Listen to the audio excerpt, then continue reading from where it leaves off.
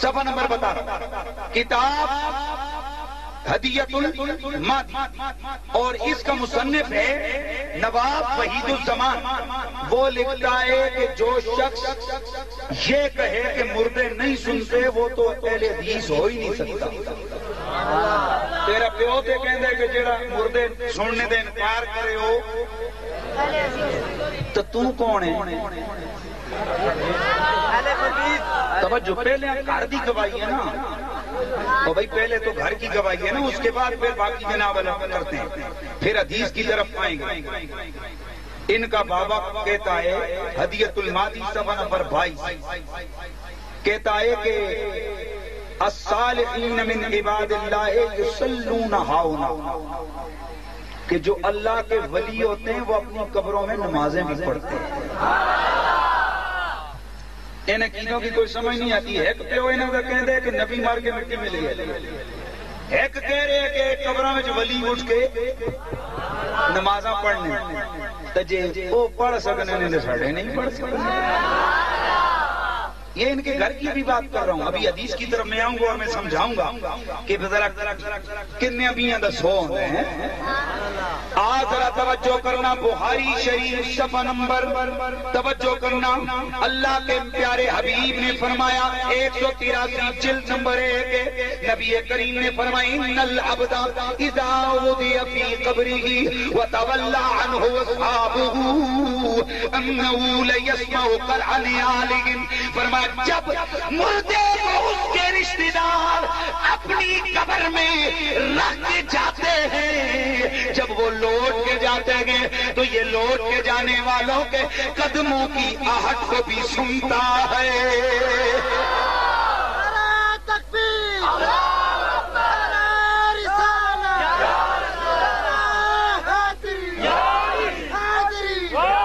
اور پھر ذرا توجہ کرنا، مصطفیٰ کریم نے فرمایا اور جب تم کسی قبرستان میں جاؤ تو تم اہل قبرستان کو سلام کیا کرو، سلام کیا کرو، سلام کیا کرو۔ یا نبی اللہ، اگر ان کو سلام کریں گے تو ہوگا کیا؟ میرے آقا نے فرمایا ما من احد یمر بقبر اخی المؤمن کان یعرفہ فی الدنیا فیسلم علیہ الا عرفہ ورد علیہ السلام۔ کتاب توجہ کرنا، کتاب الروح ابن قیم، ان کا غیر مقلدوں کا دادا ابن قیم، اس کا صفحہ نمبر 88، صفحہ نمبر کون سے بولیے؟ 88 نمبر صفحے پر ابن قیم نے لکھا، ابن قیم نے لکھا نبی پاک نے فرمایا، اور یہی روایت زرقانی میں بھی موجود ہے، تحتاوی میں بھی موجود ہے، شرح الصدور کے اندر امام سیوطی نے اس کو نقل کیا ہے۔ آقا نے فرمایا کوئی تم میں سے ایک جب اپنے کسی مومن، کیا بتایا؟ اونچا بول، کیا بتایا؟ جب کسی مومن بھائی کی قبر کے قریب سے گزرتا ہے اور اگر وہ اس کو دنیا میں جانتا ہو نا تو کیا کرتے؟ فیسلم علیہ، وہ اس پر سلام کرے۔ مطلب ہے وہ جڑے آدمیوں تسی دنیا میں جان دے ہو اس دی قبر تے جا کے انہوں کی کرو۔ تو آقا نے فرمایا اللہ عرفہ، وہ قبر والا اس کو جانتا ہے۔ یہ کیا کہتا ہے؟ قبر کے اوپر آنے والے کو کچھ پتا نہیں کون ہوتا ہے، کون آیا ہے، کون گیا ہے۔ یہ نبی پاک کیا فرما رہے ہیں؟ سرکار کیا فرما رہے ہیں؟ قبر پہ آنے والا جو ان کا پہلے سے جاننے والا ہو، جب وہ قبر پہ آتا ہے اس کی قبر پہ یہ جاتے ہیں، وہ ان کو جانتے ہیں، یہ ان کو جانتا ہے، وہ اس کو تو پہلے جانتے۔ توجہ کرنا، قبر والا ان آنے والوں کو جانتا ہے، اور جب وہ اس کو سلام کرتے ہیں تو یہ کیا کرتا ہے؟ رد علیہ السلام، یہ ان کو سلام کا جواب دیتا ہے۔ وہ جواب دیتے ہیں لیکن یہ سن، اونچا بول، یہ سن نہیں سکتے۔ یہ کس نے فرمائے؟ نبی پاک نے۔ تو پتہ چلا وہابی کا عقیدہ نبی کی حدیث کے خلاف ہے. مجھے بول منکر کا عقیدہ نبی کی حدیث کے. حضور نے کیا فرمایا کہ قبر پہ آنے والے کو جانتا بھی ہے, اس کے سلام کو سن کر جواب بھی دیتا ہے. اور اللہ اکبر. اور روایات سن اور مدینے والے آقا کا اور فرمان سن.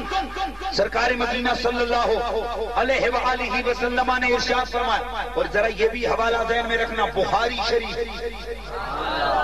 کیا کہا میں نے؟ اونچا بول. بخاری شریف.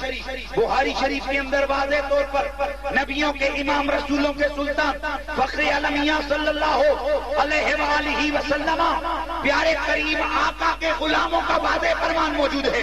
غزوہ بدر میں حضرت صالح فرماتے ہیں قال حدثني نافع ان عمر رضی اللہ تعالی عنہما اخبره قال اطلع النبي على اهل القليب فقال وجدتم ما وعدكم ربكم حقا فقيل له تدعو مواتا قال ما انتم باسمع منهم ولكن لا يجيبون. اللہ اکبر. بخاری شریف ما جاء في عذاب القبر, یہ بخاری کی حدیث ہے. آقا حضور کافروں کو بدر کے اندر جنگ لڑائی میں کافروں کو جب آقا نے بدر کے کنویں میں ڈلوایا ان کی لاشوں کو, آقا ان کے کنویں کے اوپر کھڑے ہو گئے. ذہن حاضر ہے. وہ جب مسلمان جنگ جیت گئے نا, جو مرے ہوئے کافر تھے نا, ابو جہل اینڈ کمپنی, آقا نے فرمایا ان کو جا کر ڈالو کدھر؟ بدر کے کنویں میں. جب بدر کے کنویں میں ڈالا گیا, سرکار ان کی قبر پہ کھڑے ہوئے اور آقا نے فرمایا وجدتم ما وعدکم ربکم حقا, جیڑا رب تواڈے نال وعدہ کیتا سی سچ ہو گیا جے کوئی نہیں. سبحان اللہ. سچ ہو گیا یا نہیں ہو گیا؟ اللہ نے جو ہم سے وعدہ کیا تھا وہ تو سچ ہے. یعنی تم سے اللہ نے جہنم کا وعدہ کیا تھا نا, ملی نے کوئی نہیں ملی. ہم سے تو رب نے فتح کا وعدہ کیا تھا, ہمیں تو کیا ہو گیا؟ مل گیا. حضرت عمر آئے آ کے عرض کیے یا رسول اللہ, آقا جی یہ سن دیں, آقا جی یہ سنتے ہیں؟ تو سرکار فخر المرسلین نے فرمایا مان تم بے اسما میں ولکن لا یجیبون, یہ تم سے زیادہ سنتے ہیں. تو میں سوال کرتا ہوں, اگر کافر مردے ہو ابو جہل سن سکتا ہے تو ان لانتیوں سے پوچھو کہ اگر کافر مردہ سن سکتے ہیں تو کیا مومن مردہ نہیں سن سکتا ہے؟ کیا ولی کے مزار پہ جب وہ نہیں سن سکتا ہے؟ بلکہ اگلی حدیث ہے مسلم شریف کے اندر موجود ہے, ابو داؤد کی روایت, حضرت برہ بن عازب آپ فرماتے ہیں انہو یسمع خفق نعالہم اذا ولوا مدبرین, اور جب مردے کو دفنا کے زندے گھر کو واپس لوٹتے تو ان کے قدموں کی خشخش کی آواز کو بھی وہ سنتا ہے.